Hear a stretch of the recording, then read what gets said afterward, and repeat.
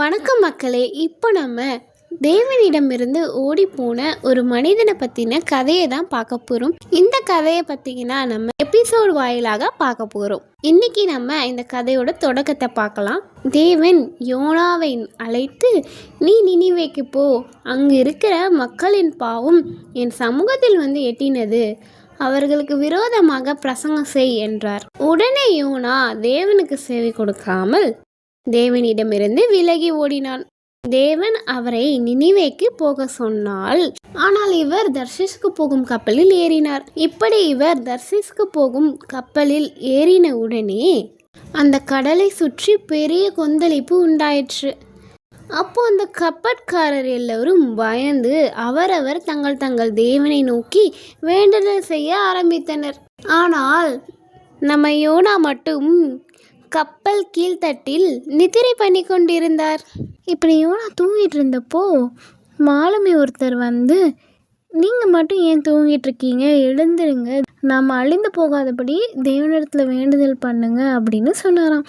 அதுக்கப்புறம் யாரால இந்த ஆபத்து நமக்கு வந்தது அப்படின்னு நம்ம தெரிஞ்சுக்கிறதுக்காக எல்லாரும் சேர்ந்து சீட்டு போட்டு பார்ப்போம் அப்படின்னு சொல்லிட்டு சீட்டு போட்டு பார்க்குறாங்க. அப்போ நம்ம யோனா பேருக்கு சீட்டு விழுது. சும்மா இருப்பாங்களா? கப்பலில் உள்ள எல்லாரும் உடனே யோனாவை பிடிச்சி, நீ யாரு, எங்கேருந்து வந்திருக்க, உன்னோட பேர் என்ன, உன் தேவன் யார் அப்படின்ட்டு கேட்டாங்களாம். அப்போதான் நம்ம யோனா உண்மையை சொல்ல ஆரம்பிச்சாரு.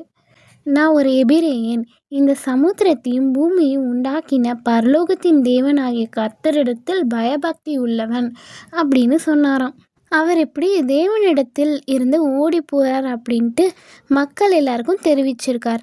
ஸோ அப்படி தெரிவித்த உடனே என்னாச்சு அப்படின்னு பார்த்தீங்கன்னா, நீ ஏன் இதை எங்களுக்கு செய்தாய் அப்படின்ட்டு மக்கள் எல்லாரும் கேட்குறாங்க. அந்த நேரத்தில் இந்த கடல் கொந்தளிப்பு இன்னுமே அதிகமாக ஆரம்பிச்சுது. உடனே எல்லாரும், நாங்கள் இந்த கடல் அமைதியாகிறதுக்கு உனக்கு நாங்கள் என்ன செய்யட்டும் அப்படின்ட்டு யோனா கிட்டேயே கேட்டாங்களாம். அதற்கு யோனா, நீங்கள் என்னை தூக்கி இந்த கடலில் போட்டுடுங்க அப்படின்னு சொன்னாராம். அந்த கப்பல்காரர் எல்லாரும் எவ்வளவோ முயற்சி பண்ணாலும் அந்த கடல் கொந்தளிப்பை நிறுத்த முடியல. அதனால் அந்த கப்பற்காரர் எல்லாரும் ஒன்றா சேர்ந்து தேவனிடத்தில் வேண்டுதல் பண்ணுறாங்க. இந்த குற்றமில்லாத இரத்த பலி எங்கள் மேல் வராமல் இருக்கட்டும், உங்களுக்கு சித்தமானதை நாங்கள் செய்கிறோம் அப்படின்னு சொல்லி யோனாவை தூக்கி எல்லாரும் சேர்ந்து கடலுக்கு வெளியில் போட்டுட்டாங்களாம். அப்படி யோனாவை தூக்கி கப்பலுக்கு வெளியில் போட்டதுக்கப்புறம் என்னாச்சு அப்படின்னு பார்த்தீங்கன்னா, ஒரு பெரிய மீன் நம்ம யோனாவை விழுங்கிடுச்சு. நம்ம தேவன் தான் ஒரு மீனை ஆயத்தப்படுத்தி அந்த மீனோட வயிற்றில் நம்ம யோனா பத்திரமா இருக்கும்படியாக செஞ்சாங்க.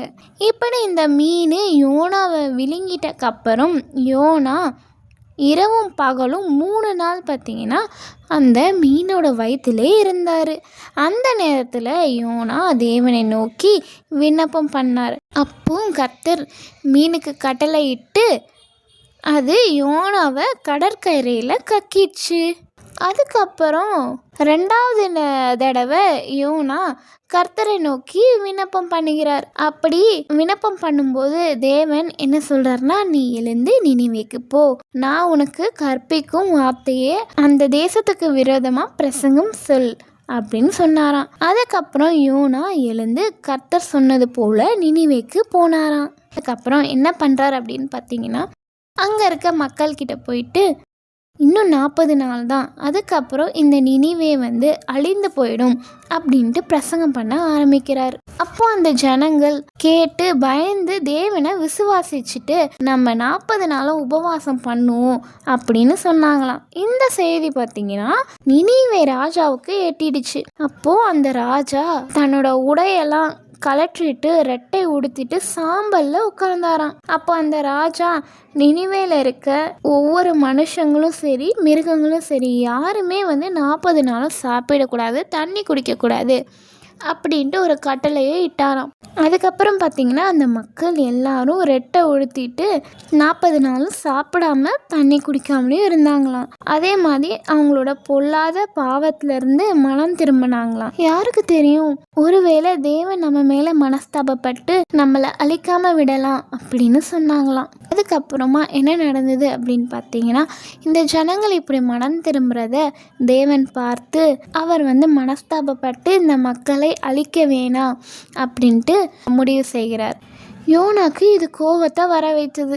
யோனா கர்த்தரை நோக்கி விண்ணப்பம் பண்ணி, என் தேசத்தில் இருக்கும்போது நான் இதை சொல்லவில்லையா? இதனால தான் நான் தர்ஷிஸ்க்கு ஓடி போனேன் அப்படின்னு சொன்னாராம்.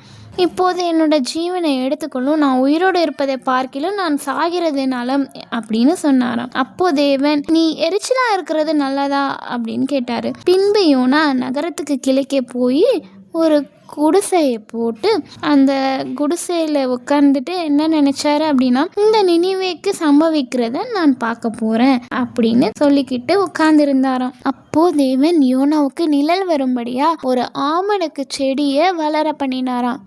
அந்த செடி நல்லா வளர்ந்து யோனாவுக்கு ஒரு நல்ல நிழல் கொடுத்து ஒரு சந்தோஷத்தை தான் கொடுத்துதான். அடுத்த நாள் பார்த்தா அந்த செடியை தேவன் அழிக்கிறதுக்காக ஒரு பூச்சிக்கு கட்டளையிட்டாராம். அந்த செடியை அந்த பூச்சி அரைத்து போட்டுச்சான்.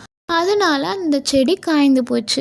அப்போ காலையில சூரியன் உதித்து நம்ம யோனா மேல படும்போது யோனா முழித்து பார்த்தாராம். அப்படி முழித்து பார்த்தா அந்த செடி அழிஞ்சு போய் இருந்ததாம். அந்த செடி அழிந்து போயிருந்ததை பார்த்து யோனா வருத்தப்பட்டாராம். அப்போ தேவன் யோனாவை நோக்கி, நீ வளர்க்காததும் நீ பிரயாசப்படாததுமான ஒரு செடி அழிந்து போத நினைச்சு இவ்வளோ நீ வருத்தப்படுறியே, அப்போ இடது கைக்கும் வலது கைக்கும் வித்தியாசம் தெரியாத 1,10,000 மக்களுக்காக நான் மனசு இறங்கக்கூடாதா?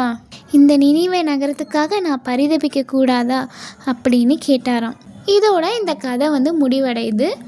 இது போல் பைபிள் ஸ்டோரிஸ் நம்ம சேனலில் கண்டினியூ பண்ணி போடலாமா வேணாமா அப்படின்னு நீங்கள் கமெண்ட் பண்ணி சொல்லுங்கள். தேங்க்யூ.